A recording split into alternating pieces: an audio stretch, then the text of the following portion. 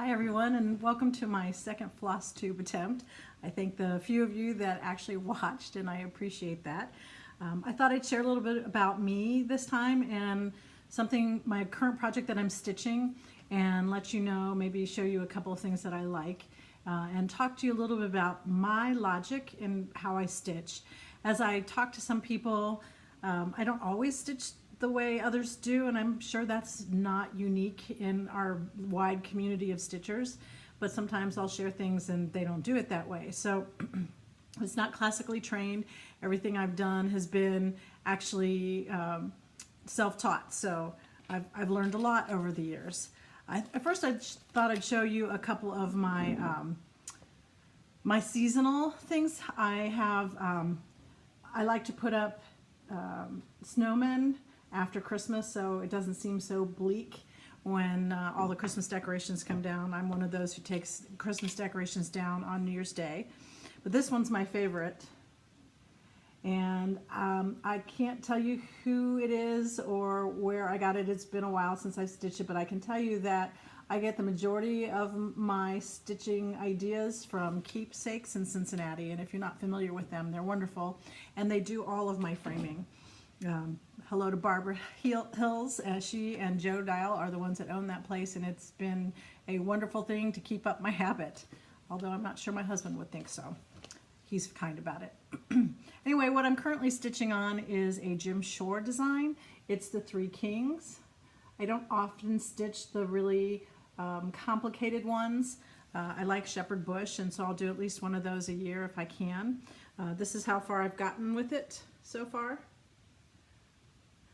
And I'll tell you, this thing is going to be the death of me because of the number of stitch changes and thread changes. I'm also not looking forward to all of the beads that's in this thing, but I'm sure when it's done it'll be beautiful. I don't mind outlining. The beading, I don't know, for some reason it's not my favorite. It also has some of the Krennic in it, not too much. I've done some of those ones that had a lot of Krennic in it, and it's a pain to deal with, but I will tell you that my little dog Ruby loves to eat this, so I have to hide it and be sure she doesn't get her little mouth on it. So anyway, in terms of logic for stitching for me, I don't mind taking out knots. Knots are pretty easy, especially if you catch them early on and you just grab them and pull from the top, and they usually come out. I typically, unless of course it's a hand dyed with a variegated color, I will typically take my floss and I will fold it in half. So I'll take a strand of floss and we're stitching with 2 threads, and I'll fold it in half.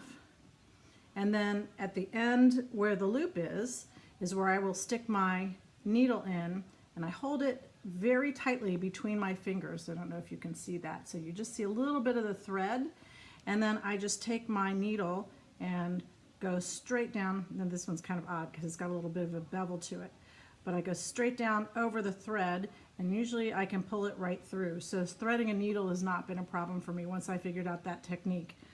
Then when I start stitching, I'll go up underneath the first stitch. So I'll come up, go my over 2, I'll go down, and then I'll catch that loop on the back side. So as you see this, that loop will go through, and then I won't have any stray threads, no worries about it coming undone, and it's very, very, very neat.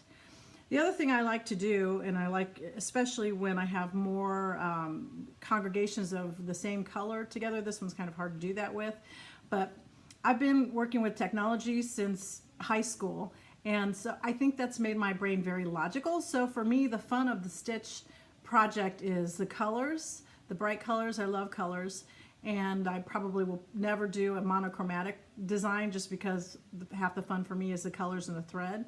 But then I also like to figure out the logic to do the best thread, to conserve the thread, to find a way to make that thread go as long as it can. Another thing that I have found that I used a lot, and I lost it recently and was very unhappy with myself, is this thing. It has what looks like a threader on the end, and I will use that because 9 times out of 10 when I get to the last stitch or last 2 stitches, my needle's too big, and I would either have to end the thread and start a new one for 2 stitches, but I will use this and I will come up through the fabric and I will grab that thread and go up and down a couple of times with this and then pull the end through the stitches using that needle threader on the end. It's got a little hook on the other side that I don't hardly ever use, and that's supposed to go through the wire and pull your yarn through, but usually my thread when I'm using this is so small that that doesn't make any sense to me. So that's kind of my brain and how it works when I stitch. I would love to hear how you stitch and some of the techniques that you use to make your stitching more fun and more efficient. Thanks for listening.